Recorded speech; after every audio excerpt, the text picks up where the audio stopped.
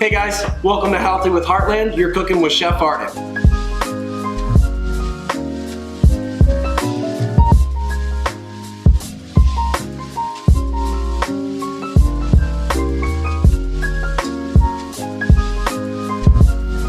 What we got for you today, we've got two amazing cuts of beef. These are our ribeye steaks and our filet mignons. They come from our Creekstone farm. They've got 100% genetically tested, amazing Black Angus beef. So it doesn't matter what cut you're getting, the flavor's always gonna be there 100% of the time. So what we're gonna do to get started with the filet mignon, first we're gonna take it out of the pre-portioned package using our Carico shears. I suggest using shears in the kitchen just because it's a lot safer than a knife, especially if you're not trained with it. Remember, safety first. We're just gonna quickly cut around here. Take that amazing filet out. Look at that, it is like the Rolls Royce of beef. So the reason why the filet gets so tender is because it's a piece of the muscle that's actually never utilized with the cow in its daily life. It kind of sits in a portion that it's never used, it's never exercised, so all it does is remain tender and marvel with that amazing fat. That's why if cooked properly, you can cut it with a spoon. So to get started cooking your steak, step one, always get your pan hot first, okay? On a medium-high heat. It's all about controlling the heat. So get your flame on, add your pan. Do not put your olive oil in first. So by the time the pan gets hot, what's gonna actually end up happening is your olive oil is gonna smoke, it's gonna burn, and have the fire department at your house. It's gonna be a bad time for everyone. Now the next step is gonna be to season our steak. The biggest thing with this is you wanna be a little bit liberal with your salt. I get that nice little crust, pepper, for that. Now we season both sides and always dab up any seasoning that does fall on the cutting board. With the filet too, you can kind of roll it around. Make sure you get every little bit of seasoning and we should be ready for the pan. Now it's time to put the oil in. I would suggest using a good high temperature oil. And you only want to put in just about a little bit of a tablespoon. It's the perfect time to add your steak in. That right there is the amazing sound of a good steak. Now it comes time to flip the steak. Now importantly, there are a few rules you kind of need to abide by, that way you can get the perfect sear on it. You don't want to move it around too much. For a steak about an inch thick, you want to give it about 45 seconds to a minute on each side.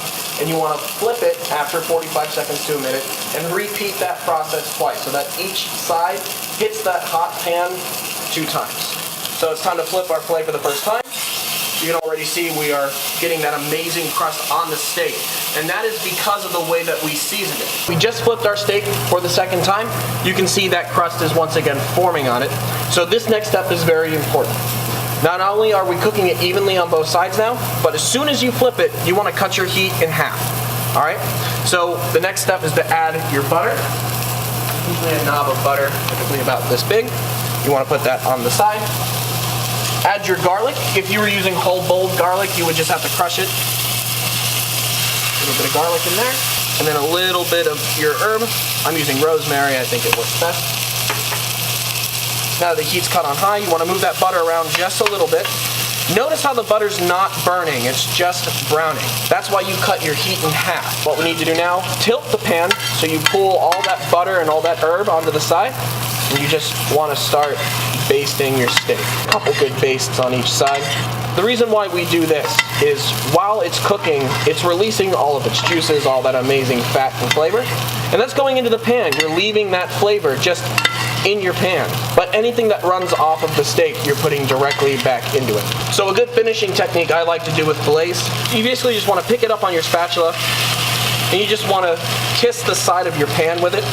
If you're not using a sautoir, you can easily just use a pair of tongs and flip it and make sure that the steak is also cooked on the side. Give that about 10 seconds worth of a sear.